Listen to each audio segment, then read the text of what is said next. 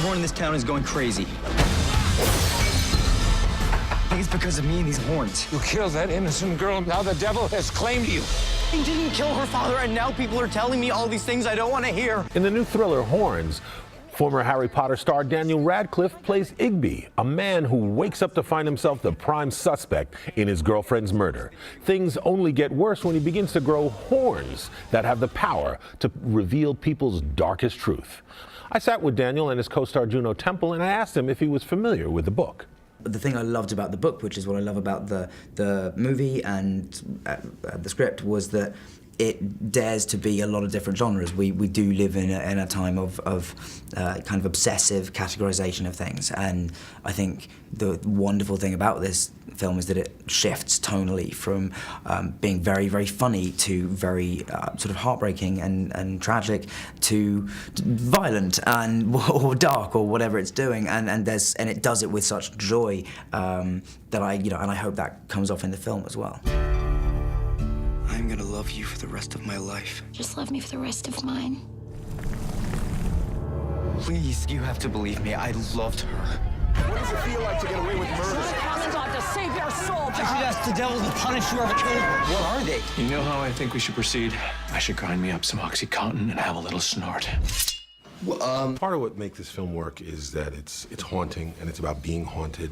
And your character specifically sort of haunts him. What happened to him and who you are for him. What was the challenge of this role for you, and can you relate to this at all? I think the challenge of the role, the thing that I was most concerned about was, because obviously I'm flashbacks for the whole film, Merrin has already died at the beginning of the film, was to make these moments with Ig incredibly palpable, very real and very emotional, and at moments sexual, at moments sad, like really, really portray an amazing relationship between these two people, because the underlying thing, at least for my character, is this relationship between Ig and Merrin, you know?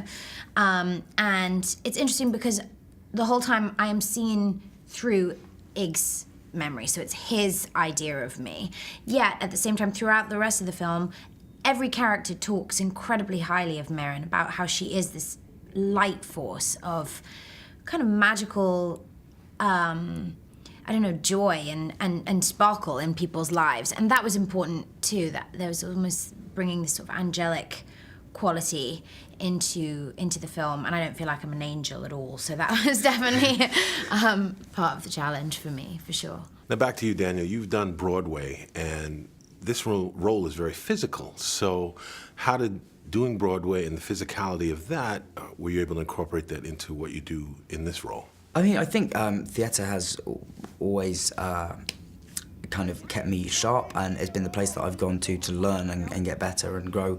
And I think, yeah, doing something like How to Succeed, which was the musical I did over here, made me a lot more physical, because I was required to dance and do a lot of stuff that I'd never done before.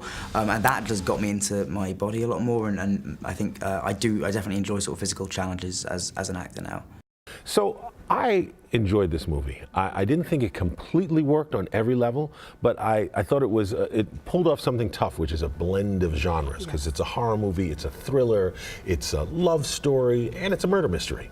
So now you enjoyed this film, and you felt similar. I did. Well, it's on VOD. It's not the kind of movie I would spend money to go see, but if you're home on a Sunday, want to curl up and watch it on your laptop, I really think it's a lot of fun. It's engaging the whole way through, and Daniel Radcliffe is someone who can really do any projects he wants at this point, and he gravitates towards these really interesting roles, these indies, yeah, like Kill Your Darlings, What If, and he's incredible in this film. And I think it's also a great companion piece to Juno Temple's film Jack and Diane. It's a little scene, very similarly themed film that really goes well with it. It reminded me a little of her performance reminded me a little of the character she played in The Brass Teapot. The Brass Teapot, yeah. Exactly. Terrible movie.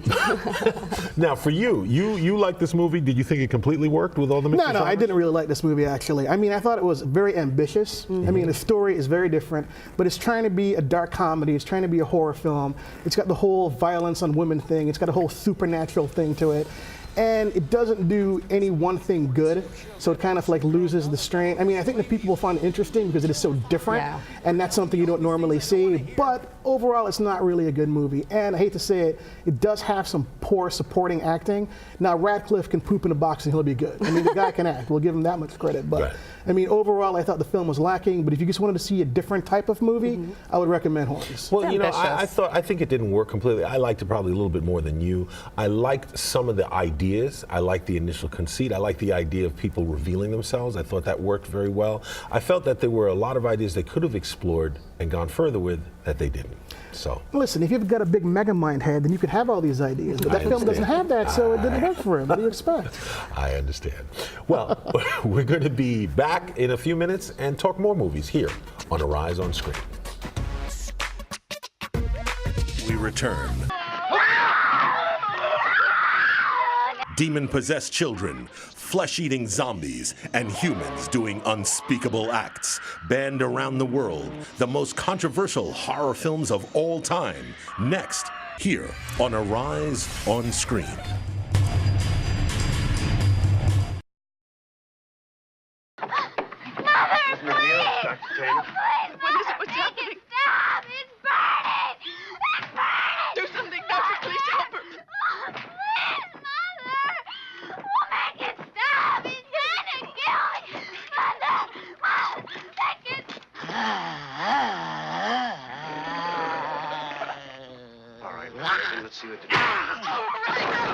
Horror stories have been with us a long time because people like to be scared.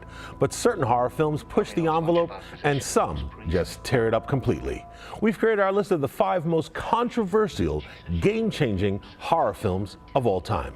Hi, I'm Mike Sargent, and this is Arise on Screen. And with me in the studio are Julian Roman, Megamind, Megacritic, and of course, Justine Browning, Aphrodite. So, Aphrodite.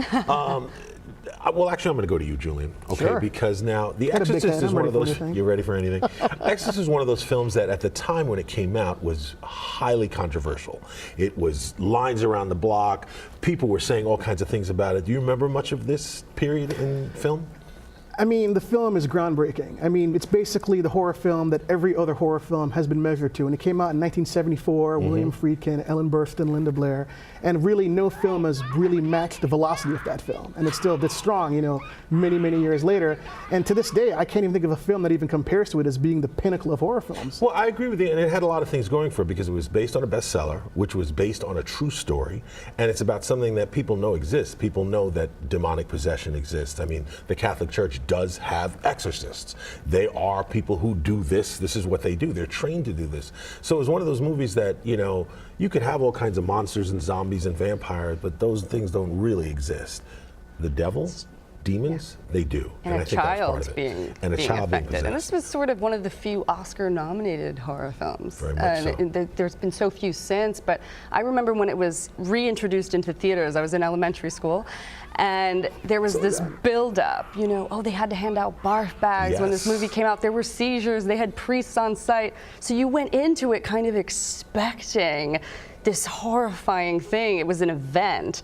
And I think at that point we were so desensitized as audience members that it didn't have the same effect, but of course still very scary. But I think it still holds up quite a bit. Yes. Now, another film that I think holds up, and in terms of its effectiveness and what it changed the game for, was horror films actually saying something, because it was scary, but it had a political statement. That's Night of the Living Dead, the original George Romero film. And at the time this came out in 1968, you know, horror films were more like Vincent Price, gothic, scary. You know, there weren't that many horror films that actually would scare you. Where this film was, in many ways, way ahead of its time. Yeah, I mean, this is once again a benchmark film. I mean, the whole zombie, you know, concept has been done to death, but it's still very, very popular. It's been done to death now. Well, yeah, but this was really the first film that took it seriously and shot it in a way where it was like stifling, you know, and you really felt the fear of those characters, and it had an African-American character that was very, very important. Lived to the end. That didn't die, saving everybody. Thank you for that. But the thing about that film was it was original. It was really brand new out of the box when it came out. And even when you compare it now, like The Exorcist, to films today, they're still trying to reach that pinnacle. They're not even close to it. I agree with you. I agree with you. It set a new benchmark for horror. It created a scenario that everybody could relate to. think, like, what if? And it wasn't campy. A lot of the horror films at the time Good were point. campy, and there was that thread of realism to it, that claustrophobia, Yes. and socially conscious too. Okay. Well, the next movie we're going to talk about is another film that also changed the game. And in this while we talk about, demonic possession and zombies, this one had to do with gore and special effects. In the 70s was that time, and that's Texas Chainsaw Massacre. God. This film was rated X when it came out because it was just considered to be too violent and banned in several countries. And this is a movie, again, that changed the game and changed raised the bar for what you had to do in a horror movie to get people to be scared. You're right on the money. I think audiences today are really just used to the level of gore and savagery and blood. But you got to remember, in the early 70s, I mean, times were changing, but this was really, like you said, a game changer. I mean, the amount of violence and just the visceral fear and the unrepentant running and screaming and the savagery of Leatherface. People haven't seen that before, and it was really, really shocking. And like I say again, when you compare these films to films today, they're still better. People have had a 30-year run to try to do something better, but they really haven't. They're really trying to copy these great films, Well, and they're remaking them. Now, you've seen both the remake and the original? Absolutely. Well, I think the original, it's post-Manson America, and it was inspired by a lot of real serial killers. It was based on a true story. And drawn from real-life cases. And again, an event film where people went to the theater knowing they were going to be scared, but enjoyed that. I agree. And again, I don't think since that time, really, we've had films that could do that in terms of game-changing. Now, the next film that we're going to talk about also changed the game, but in a little bit of a different way.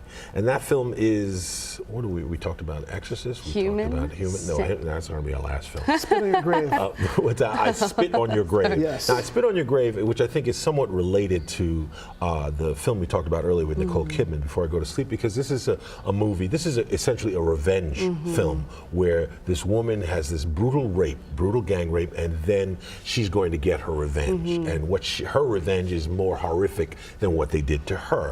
And at the time, this was a film that was banned in multiple countries. And it's not a great film, but for what it is and how it shows it, it was. Now, you've seen this film as well. I have, and earlier we were talking about your scariest film. I talked about Irreversible. It's a rape and revenge story in reverse. Again, that realism, something that could actually happen, I think is what makes it more horrifying than Texas Chainsaw or anything like that. Well, it's interesting because this film, I Spit on Your Grave, at the time was seen as something of a feminist film because the woman really does get back at this man in very graphic and specific ways, as opposed to glorifying the violence, like you said, that Before I Go to Sleep does. Yes, absolutely, I agree. Now, well, you know what? I really despise that movie. I think it's really vulgar. And don't get me wrong, it pushed the envelope and it was earth-shattering, but Roger Ebert wrote a very world-famous essay on that film, how much he really despised it. And I completely agree with him because there's really nothing socially viable about the film, but it does really push the limits. Yes, it does. No, speaking of push the limits, our last film pushes the limits way beyond anything that we could ever talk about, and that's A Human Centipede, which essentially is cutting into this what they call the body horror, where he attaches human beings' mouth to anus, and I wanted to be in the pitch meeting when this movie was discussed. If I could be anywhere.